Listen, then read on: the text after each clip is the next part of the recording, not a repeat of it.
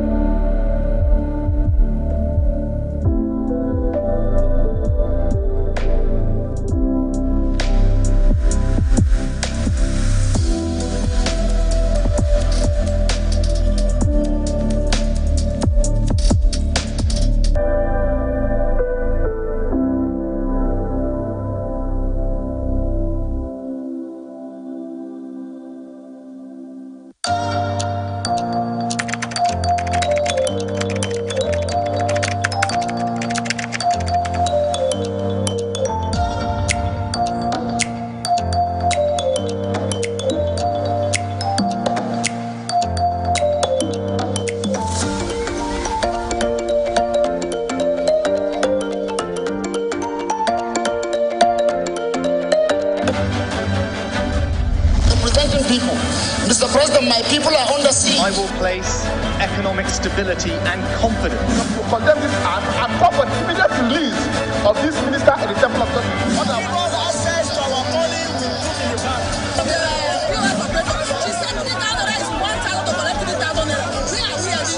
As always said, there are two sets of people on earth, the oppressors and the oppressed. And in between are the cowards and the hypocrites, which are you? No matter how tough the challenge, how high the obstacles, we always overcome. What Nigerians need now is not about the turn thing. Who can come and salvage us from where we are?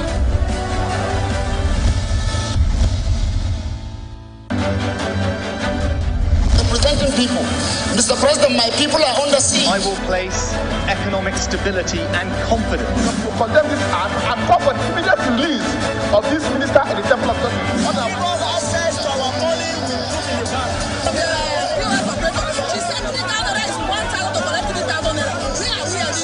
As always said, there are two sets of people on earth, the oppressors and the oppressed. And in between are the cowards and the hypocrites, which are you? No matter how tough the challenge, how high the obstacles, we always overcome. What Nigerians need now is not about the turn thing. Who can come and salvage us from where we are?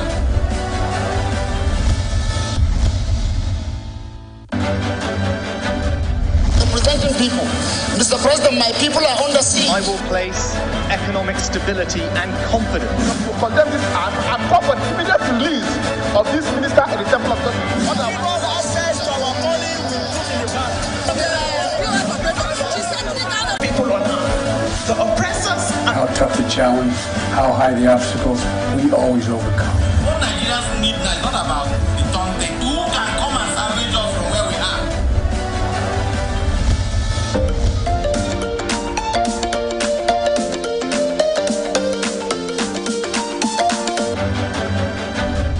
Representing people. Mr. President, my people are under siege. I will place economic stability and confidence. To condemn this act and call for the immediate release of this minister at the Temple of Justice. On our broad access to our money will put in the bank.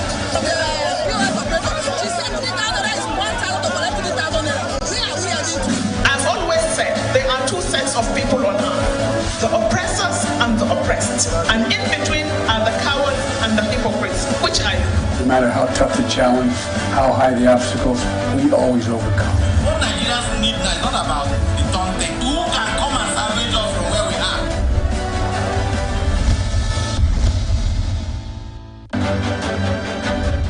Representing people. Mr. President, my people are under siege. I will place economic stability and confidence.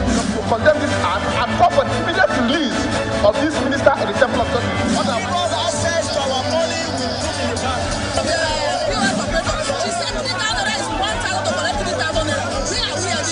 As always said, there are two sets of people on earth, the oppressors and the oppressed. And in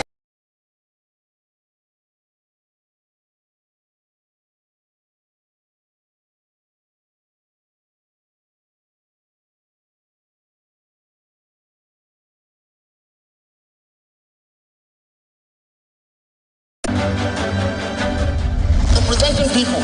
Mr. President, my people are under siege. I will place economic stability and confidence. To condemn this act and call for the immediate release of this minister in the Temple of Justice. Access to our money we put in the bank.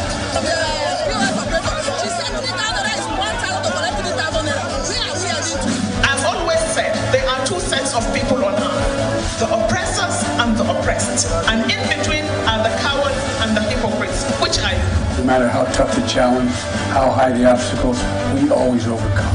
What Nigerians need now is not about the taunting. Who can come and salvage us from where we are?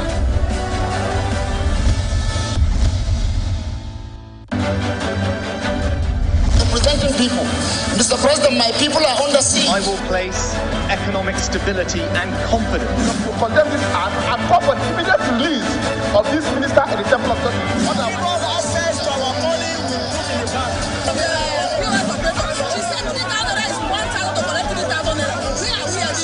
I've always said there are two sets of people on earth, the oppressors and the oppressed. And in between are the cowards and the hypocrites, which I No matter how tough the challenge, how high the obstacles, we always overcome.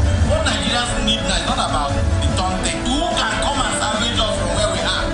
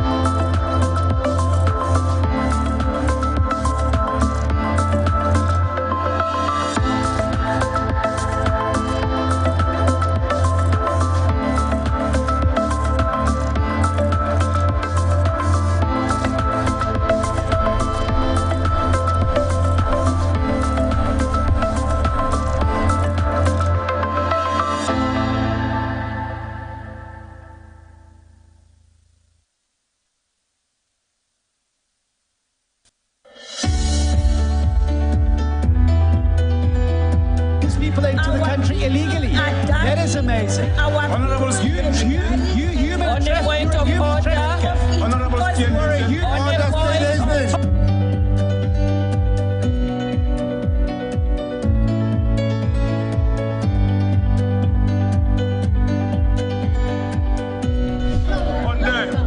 they are not picking our calls. They made up their minds. I am in the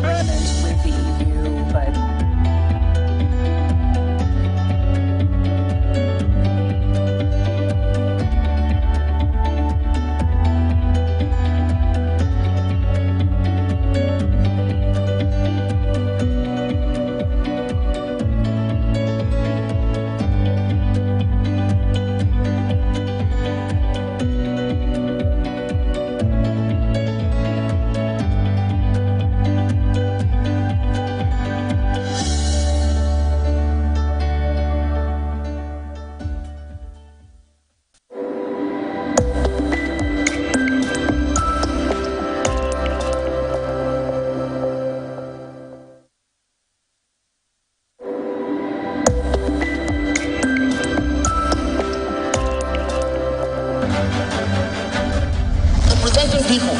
Mr. President, my people are under siege. I will place economic stability and confidence. To condemn this act and call for the immediate release of this minister in the Temple of Justice. Access to our money we put in the bank.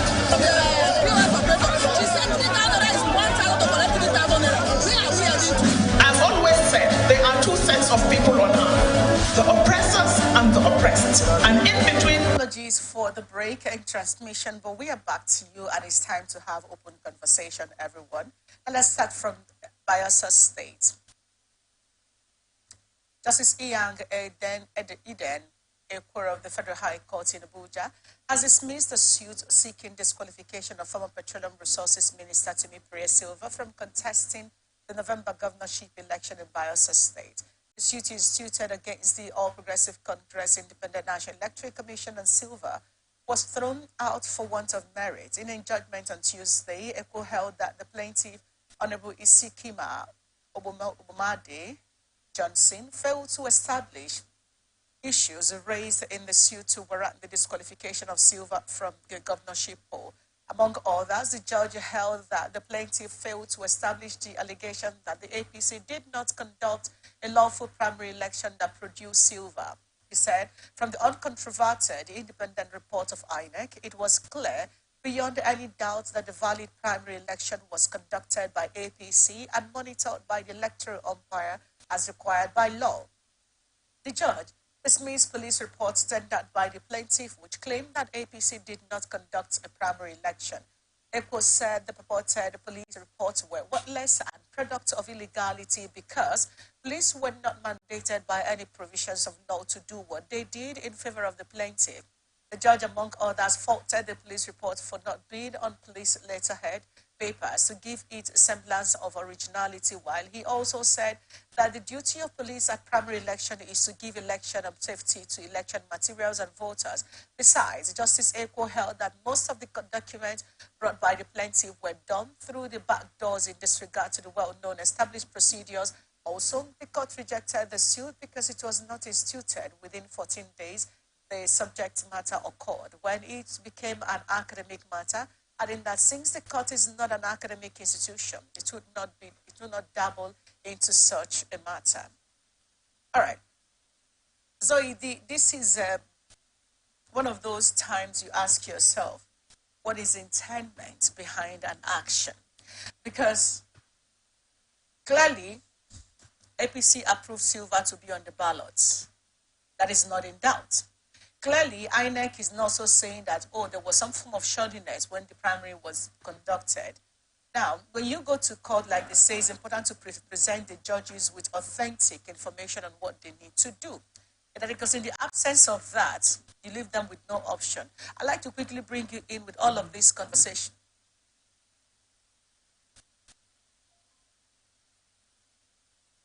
I'd like to quickly bring you into all of this conversation right now to ask your take on this suit and what you think this may be about in the first place. Okay, thank you very much.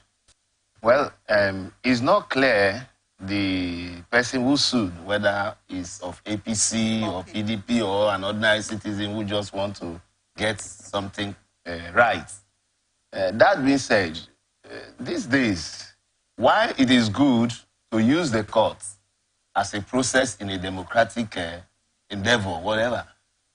These people should be careful in the manner they abuse the court process. Remember, Silva has been a governorship candidate before. He has been a governor before. And if his party now still finds him worthy to hold such office, what are the reasons? What are the things that is making you to take this person to court? And the court is not a place where you can express emotions or lie or anything. You must bring evidence. So I think the court has done what is good based on the facts before them. People should not just be going to court for the sake of going to court or for the sake of dealing with an opponent. There should be cogent reasons for you to go to court. So I think the court is in order. And if the person feels there is still things to do, then he can forward his case. Okay, you know, this is politics we're talking about here. Yeah. And anything can be brought to the fore just to see that, you know, one has edge over the other. So, I mean, this, could we tilt this towards being political? Is there any, does he have any tendency towards being political against, you know, one party being political against the other party? Of course, that is the reason for this. But what I'm saying is that while we play politics, we should grow. We should come to a level of maturity where some things are not just necessary. Don't just go to court because you want to play politics. Look for cogent things that can make you win your opponent. Most importantly, reach out to the electorate. That's where, in fact, the best court is the court of the electorate. Whatever it is, apart from maybe academic qualifications, all those issues, if the person is not qualified and is presenting a qualification that those are clear. But when it comes to legitimacy, when it comes to election, let the people be the judge. So go to the people, go to the electorate, make your case, and then you can win that person at the pool rather than taking all this long journey, disturbing the judiciary. All right, let's move on to the next news we have on our table this morning. Bayelsa's chapter of the Christian Association of Nigeria has endorsed the second-term bid of Governor Diop Diri for the November 11 governorship election in Bayelsa. CAN made its stand known at a one-day interactive session with the governor at the St. Patrick's Catholic Church, Swali, Yenagoa, on Tuesday. The state CAN chairman, very right, Reverend Father Joseph Opelema, said that the body was impressed with the governor's performance in infrastructural development in the last 3.5 years, while calling for his administration's continuity. Opelema said that the state needed a God-fearing leader to pilot its affairs, noting that Diri was the right choice. He said that the governor had given the state a ray of hope through his commitment to prayer support for the church and development initiatives.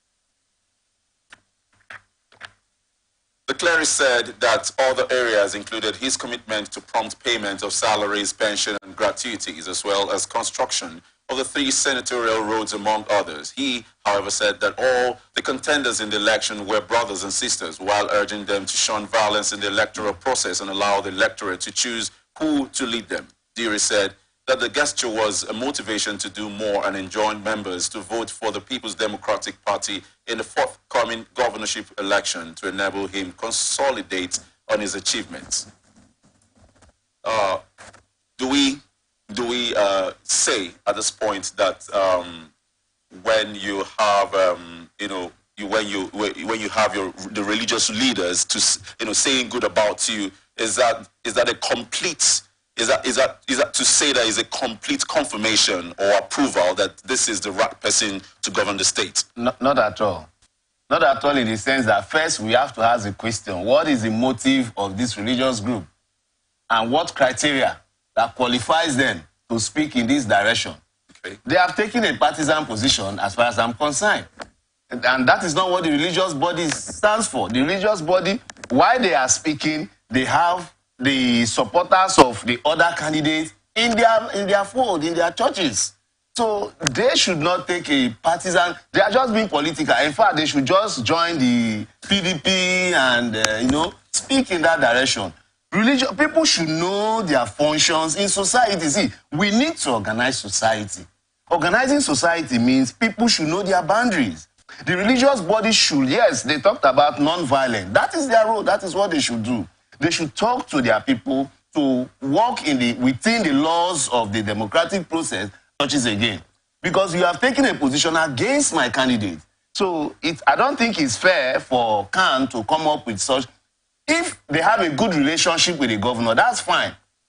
There's no problem about that. They can have their support privately, but not to come as the umbrella body of CAN and endorse a candidate. That is calling for anarchy and disaffection in the political system. That's not fair. Now, thank you very much for pointing that out. However, well, you have also hinted on that. So let's say I'm the pastor of Christ Salvation Ministry. I don't know if there's a church like that. And now I joined this group who went to meet with the government district. Paid salaries. The paid salaries. And then after that, I have a member who is in my church, who is not a member of the PDP, or who doesn't even agree that Diori has done something enough. How exactly is the Church of Jesus Christ glorified with such action that creates this unity amongst the folks, the Christian folk? Very good. That's what we are talking about here. In the first place, what are they the people to assess the government? Who gave them that role to assess the government? They can do it individually, no problem. But to come under an umbrella body, particularly a religious body, to assess a government and give the government a pass mark, and there are members who belong to other political parties. It doesn't glorify, edify the Church of God. You're taking the Christ to politics. And yes, all these things, they work together, we know. But there are boundaries. Taking this kind of position will not do the church any good. It doesn't glorify Christ. You know, just to add to that, now, the church has a role to play in politics and governance, definitely. No doubt about that. But when you begin to take sides politically, take a mental picture. Let's even imagine that somehow Diedri loses the election to maybe then Sirajid of Labour Party or Silva of the APC. What becomes of the Church of Jesus Christ? Therein asking, is the Christian Association of Nigeria biting more than they should be biting, especially when it comes to question. In fact, if it happens like that Diri didn't win the election and some other person, you know, the person will feel, said it, the percentage that will come to you based on who vote for. Yes, so that is a serious case. I will advise that CAN should stay within the duty of religious duty and encourage people to play politics, not to take side. It's very important if we must have a stable society. All right, so in other words, we have to be very careful in playing some kind of level of mind game into the citizens, because it tends to look like a kind of mind game to get the minds of people. Is that correct to say? Exactly. What CAN have done, they are not creating a fair playing ground. That's what they are doing. They are trying to be. So what do you think will be the impact of this to the Church of Jesus Christ, generally speaking? Because we saw a lot of meddling with CAN at the presidential elections sometime last year. Yeah. We saw a group coming out to say, what did they call them? Something bishops now. Can't remember who came out to support them. And then from there on, the issues start coming out, oh, they are and they are not, and all of that.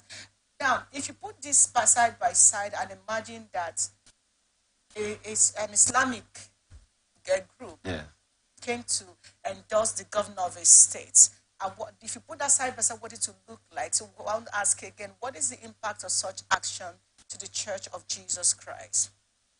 The impact is definitely going to be negative, because by this statement, they have made a section of society to be displeased with the church. People are not going to, and they were taking sides.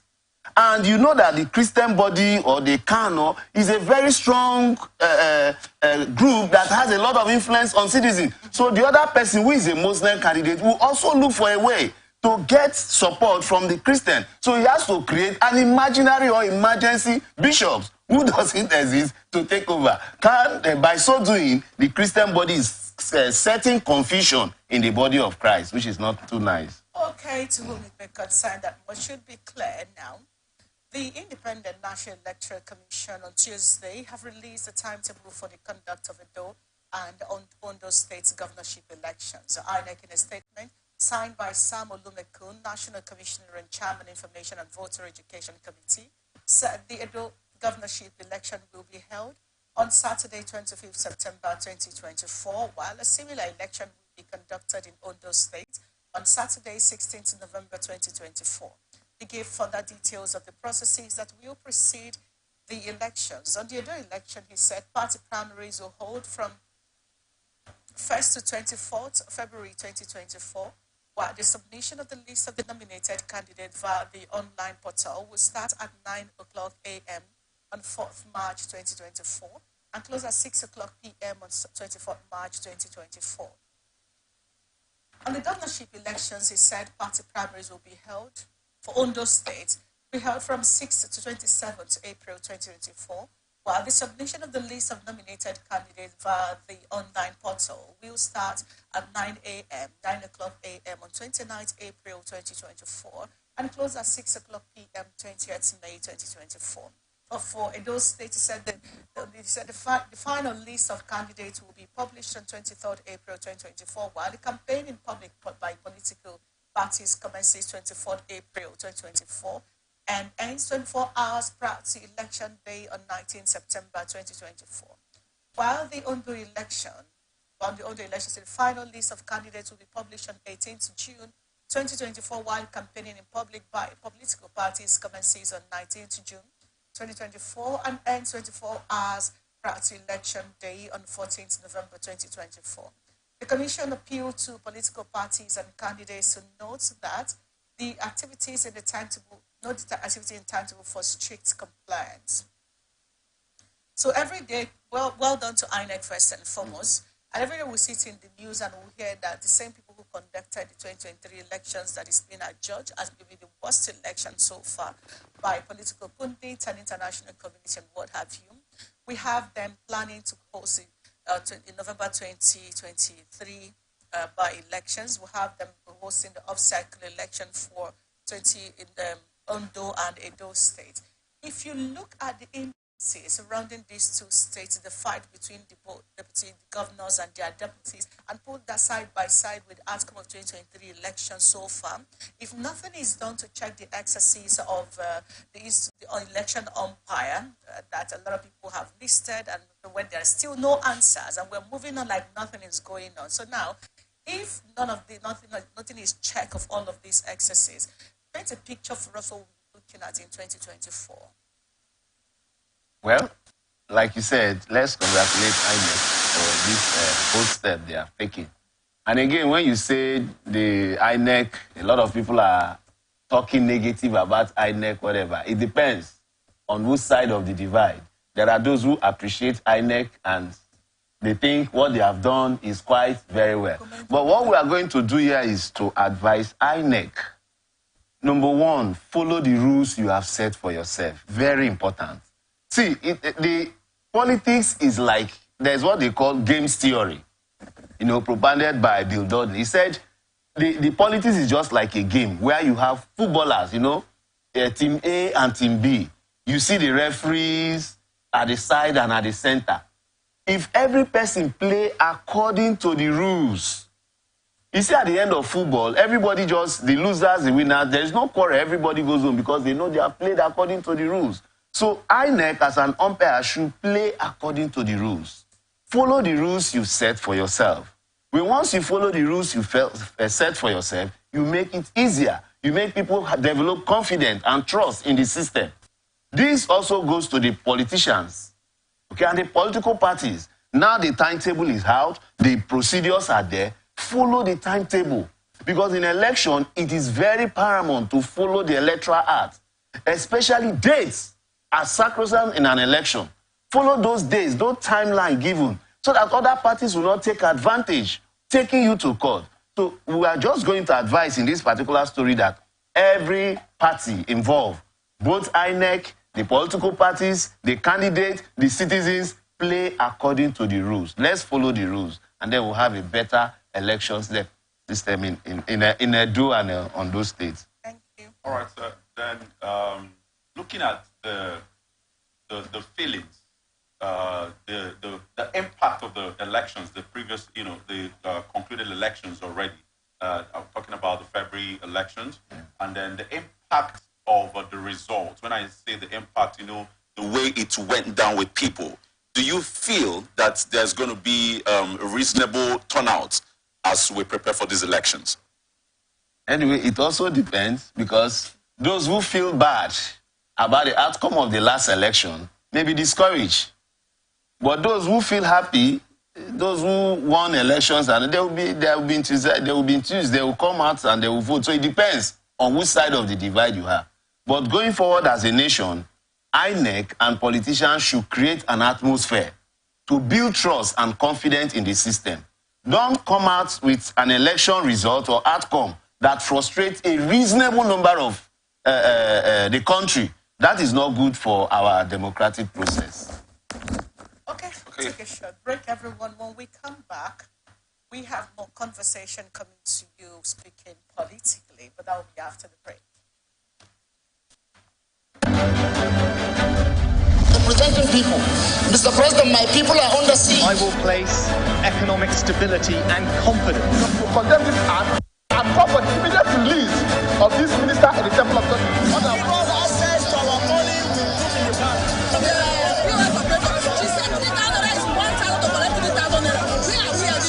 I've always said there are two sets of people on earth, the oppressors and the oppressed. And in between are the cowards and the hypocrites, which are you? No matter how tough the challenge, how high the obstacles, we always overcome. What Nigerians need now is not about the taunting. Who can come and salvage us from where we are?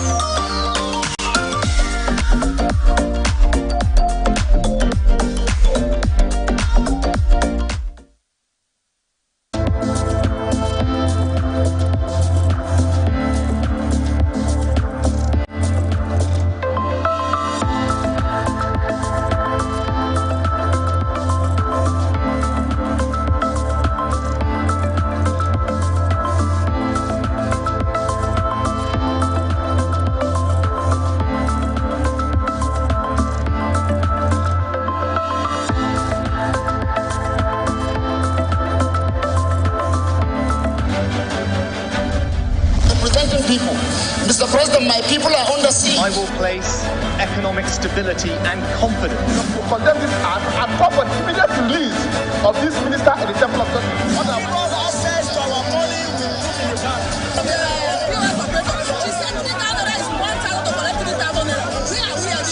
I've always said there are two sets of people on earth, the oppressors and the oppressed. And in between are the cowards and the hypocrites, which are you?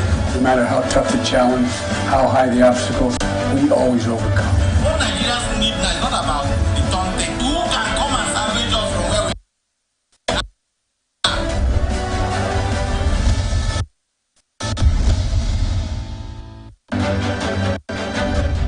Representing people. Mr. President, my people are under siege. I will place economic stability and confidence. To condemn this act and call for the immediate release of this minister at the Temple of God. Access to our money to put in the bank.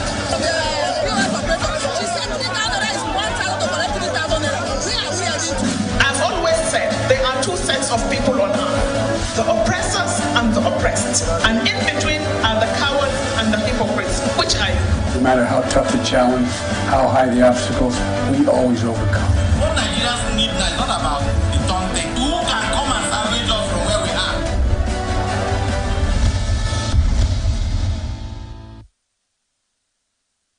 Welcome back.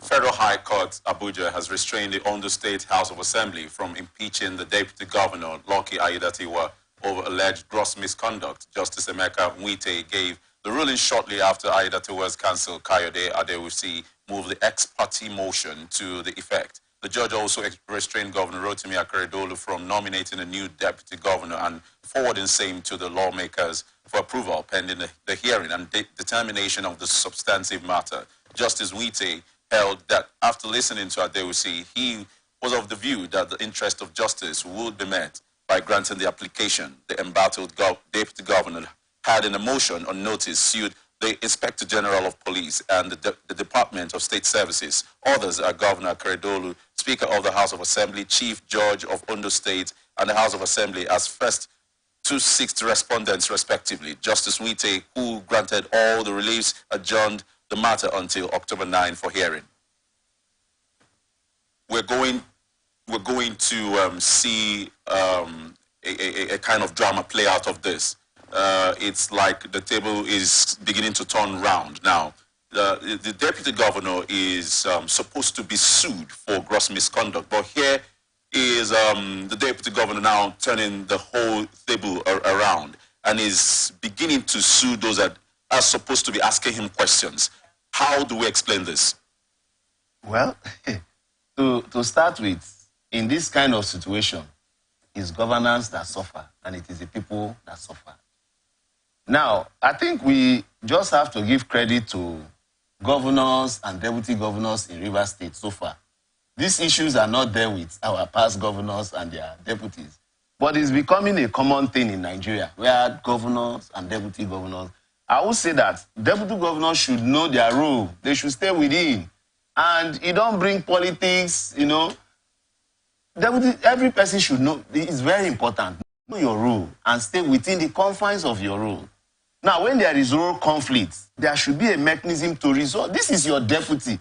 Governor, your deputy is almost like your wife. So we should stay. Now, what is the issue? The governor just came back recently from medical trip. His deputy has been holding office. So what are the misconducts that is warranting these issues immediately? They started going into conflicts. Okay, let me quickly remind you, do a reminder on what the issues are. First off, we discussed this yesterday, and the misconduct note, notice sent to you. They listed, actually prior to that time, when the governor came back, one of the first things he did was to sack his aides, his media aides, and what have you. Yes. That's because they were publishing very unfortunate content about the governor while he was sick on social media, and then the deputy governor did nothing about it, which is back to the House right now. So the impeachment notice contained that his aides were caught up in actions that was against the sitting governor, which he did nothing about. He was accused of about 300 million at different points. One took to get a vehicle, allegedly. The other he took from the palliative sent by the federal government, and all of that. So they asked him to defend yourself, which he didn't do. But instead of that, he went to court. Okay, that's fine. Thanks for giving me those. Now, what is it? The court also should tread with caution in matters like this. See, the rules are set that there are ways of handling political matters.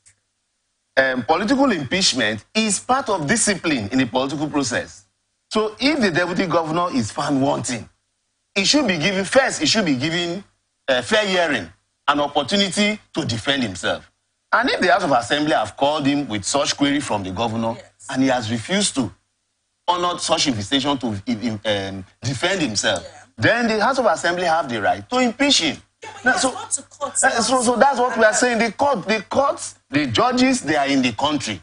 They know the rules. So sometimes they should send these people back to go and settle their matter at the political level first. Let the process be concluded at the political level. Let him be impeached. And if he sees that his impeachment is done unlawfully, then he can approach the court. We should stop using it. Remember the case of Edo State, where the deputy governor went to court even before, creating an imaginary impeachment.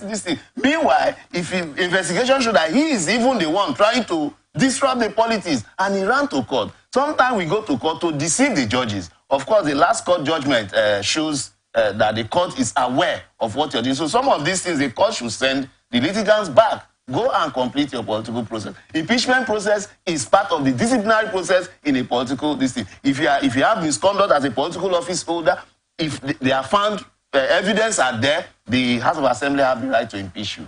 Now, you see, the interesting thing about this particular issue is that on the background that I just presented on what the alleged misconduct and what it is about, he is also asking that in his suit, his prayers to the court. Now, this is the same age that people said they had misconduct, which they carried out under you. You did nothing until the governor came back.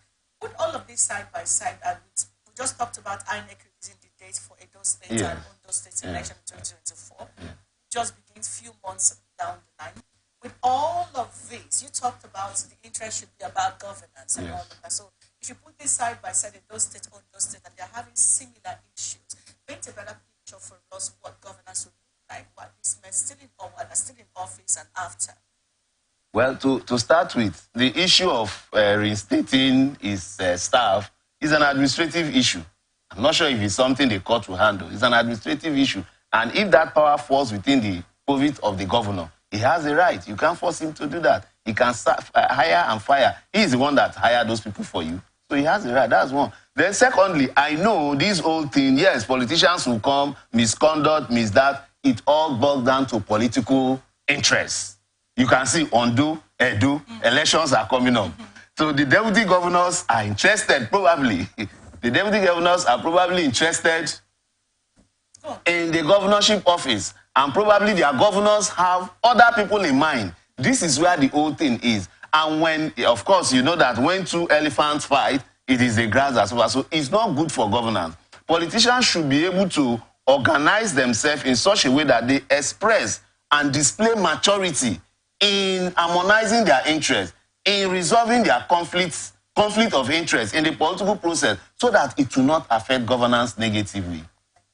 All right, we're actually not just talking. We really want to make a headway in all of what we're discussing.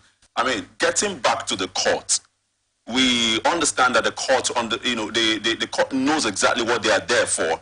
And then, like you said, they should, to an extent, when some of these issues are brought to their table, they know the law, they understand the procedures on how to tackle these issues. And so now we have Ida Tiwa, the Deputy Governor of Ondo State, and they are supposed to be aware of the issues on ground. And he is bringing litigation against the governor and the judge. I mean, there are a couple of persons that he also is trying to sue too. Yeah, the chief judge and the speaker. Exactly, and he's trying to, what are we doing here? Why should the court uphold this position? Why should the court uphold the position? Because this is certainly going to cause some kind of friction, and of course, there's no headway to this. Why should the court be found doing this? I don't want to accuse the court that they are they are not partisan, so I don't want to bring them into. But you're right. It's just what we are saying. They know these things. So they should not just be granting unnecessary order to defend somebody that have done something wrong. Ask these people to go back. Of course, if there's a room for appeal, the governor can appeal. They can leave. Of course, it can't stop the House of Assembly from carrying out their duty. They have to carry out their duty.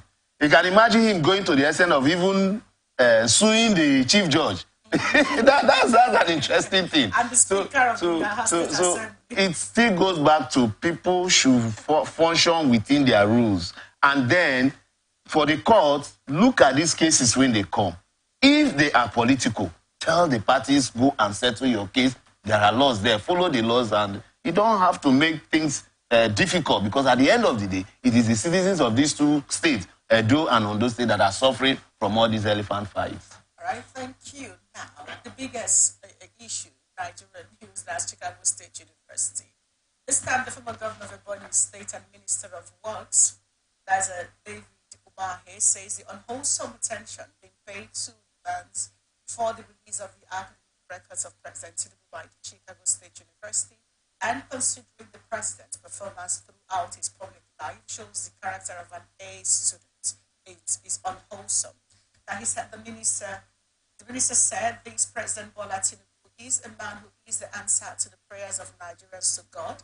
This is a man who has passed through all the stages. Look at his appointment in the FCT Works, Finance, and all others. This president is the last hope for this country. He's renewed the hope agenda, needs the support of all of us. All those articulated and obedient, let them bring their principles. Who failed WIAC certificates, who found WIAC certificates, what did they score? They are challenging someone who is an A student. The minister came down hard on some state contractors, but we'll down on that and come back to. Okay.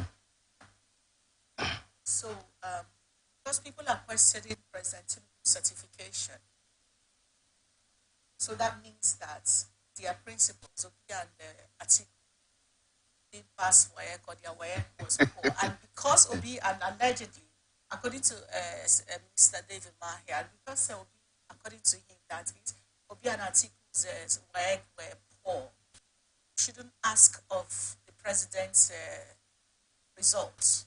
Is that what he's telling Nigerians? Because when you say articulated and obedient, that's Nigerians basically. Yeah. Is that what it means?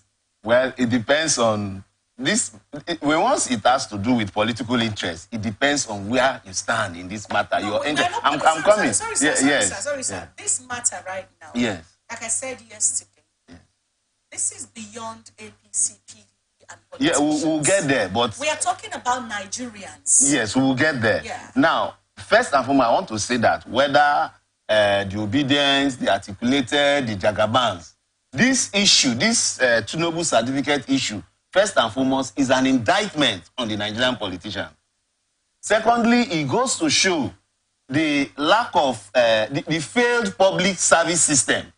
And then it also shows that there is no trust and faith among themselves. They don't, because of the way the Nigerian system is, because of corruption, they don't trust themselves. They don't believe in themselves. That is what is creating all these things. Now, that being said, certificate issue is a serious issue because these are qualifications that you need to get to hold this position. So why some will argue, like what Omar is saying, why some will argue that they should leave, some will agree with him, they should leave him alone. Remember, we have problem with record system in Nigeria, okay? But this is not, it's not the same overseas, especially talking about university like Chicago. These are 150 years university. Yeah. In Nigeria, you go to university, 5-10 years later, you may not find a document. If you go to university to look for your document, they go to the deep in the file, started opening file. No. Over there, you just type a name and everything will appear. Now, I will bring your attention to something. Remember, in 1999, we had a speaker of the House of Representatives who claimed he went to Toronto. Yes, who claimed he went to Toronto. Not quite 2 or 3 months into his office, the story came up that this man doesn't possess the degree he's claiming he got from Toronto. And Toronto came up immediately and cleared the air that, look, we don't have this person as our student anytime. And he lost that office. I think it's going to be the same thing. A school like Chicago will not want to bring itself to disrepute as far as this certificate is concerned. So personally, the issue of whether he went to Chicago shouldn't be, because the evidence are there. He has a certificate, but he has his reasons. Of course, remember, this is politics. He has his reason why he's keeping some information. Of course, he should also know certificates are personal record. Sorry. But now, people are coming in because it is now a public issue, because he's vying for the office of the president. No, he is actually the president. Sorry, he's not the president now. Yeah. Now, for that reason, Umar cannot tell people to the obedient or Nigerians to leave Tinubu alone. The reason is because the office of the president has to do with legitimacy. Okay. So those who are asking for his certificate are asking for legitimacy on the mandate. Besides, they think he's holding their mandate.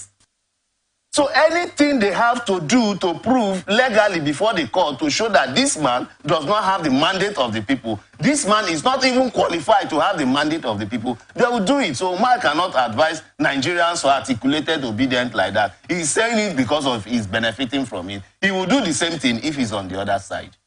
Thank you so much. I actually don't know how long this drama is going to play out in the shores, at the shores of the political space. But we have to do what we have to do. And then, I don't know how long it actually takes when there is a demand for your certificate as someone who is holding a political office. It's not supposed to be a problem. And then we have our president, supposedly delaying the process that's supposed to lead to his certificate being, because this is like a verification. And so, like if you get in line with the police in any state and you're asked to prove yourself, you're not supposed to take that time. So now, what we're talking about is some politicians are beginning to play into this matter. Are we supposed to see in the likes of David Umahi, the governor, trying to, the former governor, trying to play this kind of card, advising that the articulated, the obedience should not pursue this, like because he's an A student, and then people should just let it lie low. That's not supposed to be the point of our conversation. But here it is on the space. Very good. So first and foremost, I want to say that nobody is doubting Tinubu's intelligence. Of course, I've read a lot of his work. He's an intellectual, intelligent person. Yes, we are not disputing that. But this is a serious, and in fact, Nigerians should focus on this. Pressure should be brought on this president. If you watch, there is a trend now. You remember the former president? There was this certificate issue. The former president finished 8 years without giving us any certificate. Certificate is not an issue. You're not being fair to the former president, sir, because WAEC came out in 2019 to present him a WAEC certificate. That was after a lot of controversies. What we are saying is that such controversies shouldn't arise, because when you say you have WAEC certificate and you say you came for interview, I have WAEC, I need this job. Where is your WAEC? You show your WAEC. These are documents that are there. And as a president, you have become a public property. So almost everything about you, look at Donald Trump in America. Everything, even in his toilets, FBI will go and open everything. You should open yourself to the people. Look, this is what I have. There's nothing to hide. This is me. This is my certificate. What is your problem? And those people will go and say, it creates legitimacy to your government. We want you are having issues, especially the office of the president. We're not talking about a councillor, who any person can be. But we're talking about the office of the president. So it should be taken as a serious case, so that we'll have a precedent that when once it comes to certificate, people are not playing games with our elections. It's very important. Okay, so now you talked about the former president having run his tenure for 8 years without certificate. Are you saying that could repeat itself as we have a new administration? I'm happy that this articulated and obedience that what he calls them, they are certificate issue. So again, I'm sitting down here and you come to me to say, Vivian, you don't have a certificate. You didn't go to school, or you're using bestseller certificate.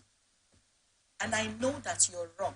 We have had too much embarrassment with our passport. Sometimes you're traveling and the way they whisk you off and make you look like a common criminal. We have had too much dent on our image and how we are perceived to have our #1 citizen having all of this come. And we are saying to APC youth leader Hyde Kanu, who is saying Atiku should please forget about the case, or Chief Umahi, who is saying, no, this is not important, he's an A student. We are saying we know that our president is an A student, have a good head on his shoulder. But we are saying, sir, can you ask him to actually do the needful? And now, Chief Umahi is making it about articulators and obedience. Does Nigeria come into play in any of these to these politicians? Very well, yes. Particularly we're talking about over 200 million people here. Particularly the issue of our passport, where we are. Yep. This is a very clear implication. This is where people will look at us. When your president cannot even show his certificate and you want us to honor your passport, it has a serious national image damage on the implications are so much. So the president should just do the country that good. Omar is just playing to the gallery, just playing politics with it. It's a serious matter. Except, but we will not blame this. We will not blame this. Just Mahisa. Bayo Nanuga said that Nigerians are chasing shadows because they like to see these things as APC, PDP, or Labour Party, but we are Nigerians, and we're speaking first as Nigerians. So he said that we are chasing shadows by making that request. What aspects of this request is it, Mr. President, please do us all a favor for children today, those who are unborn, and generations to come, do us all a favor and give your certificate. And they say that we are chasing shadows. Is that correct? That's not correct. And like I said, it as an honor. Now, you will not blame the Chicago University because they have rules in America. There is this privacy law. Maybe that's what the president is taking advantage of. But please, Mr. President, what does it take to show us your certificate? All those documents required. Show us, make us proud, make us happy. Let's grant legitimacy to your government. Except that since now he's a president, that exposing his document this, and they will come up with such a claim. This is the president and his document will have national security issue. So for that reason, they will come up with all those things. But Mr. President, we are not talking politics now. We are not talking about APC, PDP. Mr. President, we love you so much that you should show us your certificate so that we'll celebrate with you and carry you as our president. That's just the point. Thank you very much. That's a nice one. Let's move on to the next that we have on our table. Dr. Pedro Obaseki, chieftain of the People's Democratic Party and director of research and documentation of the party's Presidential Campaign Council, has declared that it is time to sanction former governor of Rivers State, Nyesom Wike. Dr. Obaseki said Wike coming out to ask for the expulsion of the #1 leader of the party and the presidential flag bearer of the party and the recipient of the mandate of the Nigerian people has declared an INEC submission that we won 21 states and asking Atiku to be expelled from the party. Wike has crossed the red line and now he should be ready. He has all the money to fight us back because we are coming at him like 1,000 bricks. He has unleashed the dogs of war, and we will not sit back and watch him ride rough over the party and majority of Nigerians like he did for 8 years over the humility of the Rivers people. That can no longer suffice. The PDP chieftain added that Wike is a member of the APC, a sitting minister of an APC government. Wike openly campaigned against the PDP. You see, by their fruits we shall know them. By all intents and purposes, Wike is not a member of the PDP. If you remember clearly, just a few months to the election, Barrister Nyesom Wike, then the governor of Rivers State, ran to the court to get an injunction to preclude and stop the PDP from expelling him from the party. If he was so untouchable and bigger than the entire party machinery, why did he do that? Whether we like it or not, Wike is second lieutenant. Maybe that is what reduced the propensity of the leaders of the party to do the needful, and because many of them not everyone is a hawk like Wike, let us see whether he would come around. PDP is not a party of brigands. This is Davey on the table. Wike again. There is a lot about the now FCT minister, Barrister Nyesom Wike. Why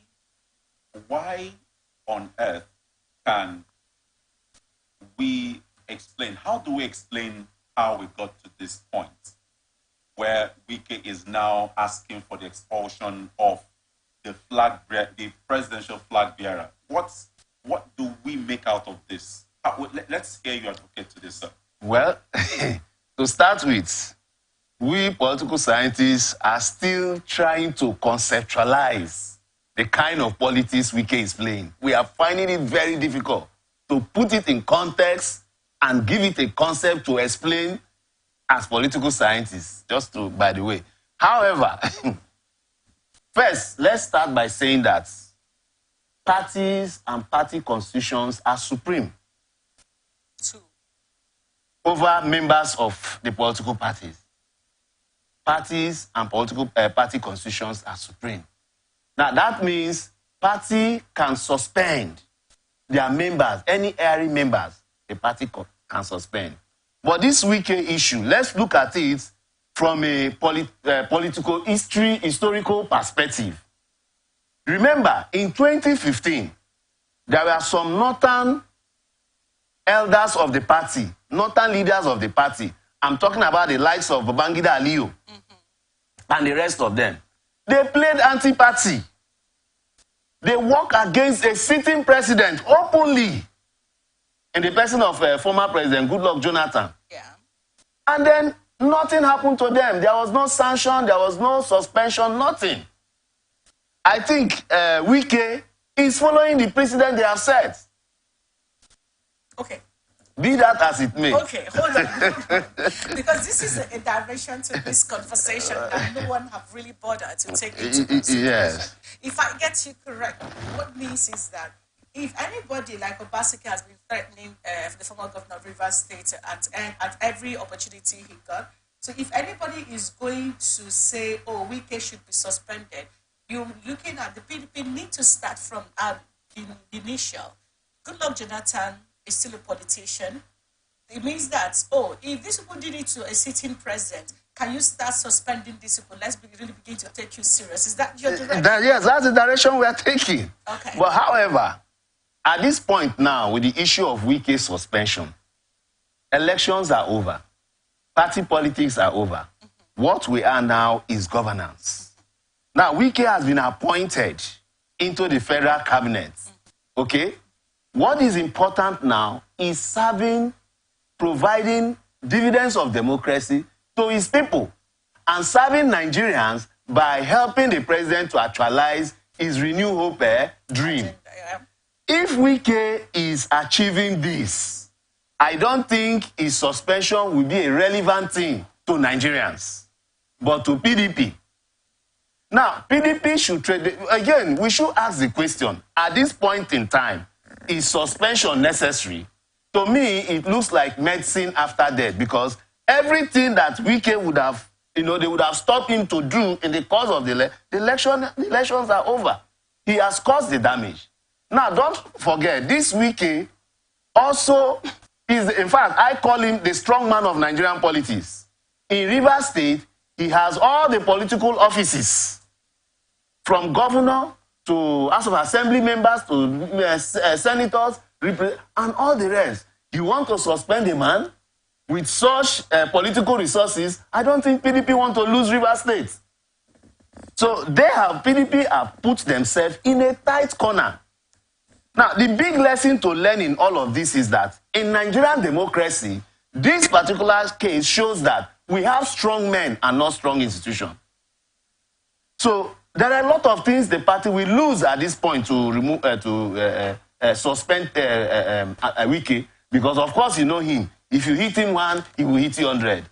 So they should consider all this before they go with that action. He said that he has all the money, but they are coming to him with like 1,000 bricks. And now, do you think they are considering the impact of this to their political party, but before this threat? They shouldn't. If they are considering it, they shouldn't even issue the threat. Okay. So those are the things you look at. Wike, they should just trade with caution, because he's a man that is very strong in the party.